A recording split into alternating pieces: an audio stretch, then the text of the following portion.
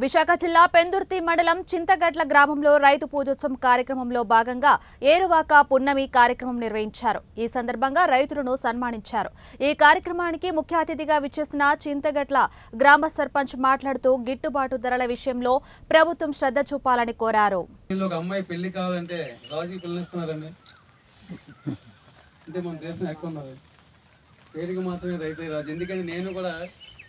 నేను కూడా వ్యవసాయం సుమారు 10 ఎకరాలు వ్యవసాయం చేశాను. కాయగూరలు పండి మార్కెట్ పెట్టి అతను బొమ్మ పెట్టి మోసమని, కానీ రైతే రాజు అని చెప్పుకోవడం తప్ప ఈ రోజు కూడా రైతుకి సరైన గిట్టుబాటు ధరలు లేక ఈ రైతు బజార్లు వచ్చినప్పుడు కూడా రైతు బజార్లు కూడా పూర్తిగా దళారు వ్యవస్థ ఉంది తప్ప రైతులు లేదండి.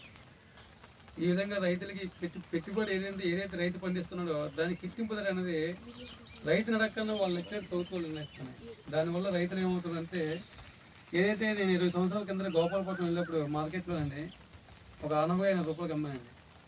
ఈరోజు 10 రూపాయలు అమ్ముతామండి. 10 రెట్లు పెట్టుబడులు పెరిగాయి. దీనివల్ల ఈ యొక్క రైతుకి జరిగే అన్యాయాన్ని ఎవరో కూడా ప్రభుత్వాల దృష్టికి తీసుకెళ్ళా, వాళ్ళు కూడా ఈ రైతులు అనే దాన్ని పెద్దగా ఏదో నామకా వాస్తే రైతు భరోసా చేసాం చేసాం తప్ప సరైన ప్రోత్సాహాలు ప్రభుత్వం నుంచి లేవు. కాబట్టి మరి లక్ష్మీనారాయణ గారు మంచి ఉద్దేశం తీసుకున్నారు. కాబట్టి ఈ రైతులకు లోతుగా ఏదైతే అన్యాయం జరుగుతుందో, రైతులకు పెట్టుబడులు పెట్టిందో గిట్టుబాటు లేదో ఇటువంటి విషయాలే వీలైనంత వరకు పాపం ఆయన మనం మంచి ఒక ఐఏఎస్ ఆఫీస్ అయినప్పటికీ కూడా మరి మన విశాఖ ప్రజలు కూడా ఆయన మొన్న ఎలక్షన్లో గెలిపించినట్లయితే శాసనసభలో ఇలాంటి విషయాల మీద ఆయన గొంతు వినిపించి ఉండేవారు. దురదృష్టం మన ప్రజలు ఏంటంటే తాత్కాలిక టాయిలాలు తప్ప ఎవరైతే పోరాటం చేసి ప్రజల కోసం గొంతు ఇప్పగలన వాళ్ళని మనమే గొంతు నొక్కేస్తున్నాం. ఆ తర్వాత మనం న్యాయం కావాలని అన్యాయం చదువుతున్నాం, మనం రోజు బడ్డీలు హోటల్ దగ్గర మాట్లాడుతున్నాం తప్ప సరైన వ్యక్తుల్ని ఏ పార్టీ అవనే నేను వైసీపీ పార్టీ ఉన్నప్పుడు కూడా అన్ని పార్టీల నుంచి కూడా బిజినెస్ మ్యాన్లు తప్ప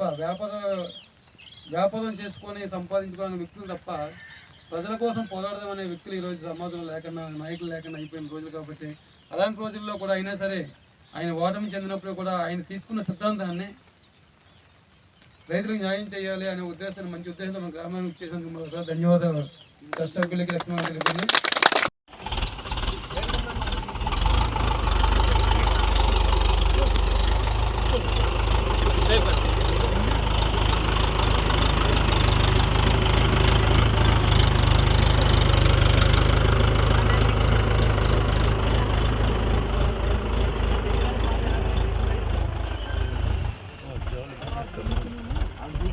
పైకి పడిపోతారు.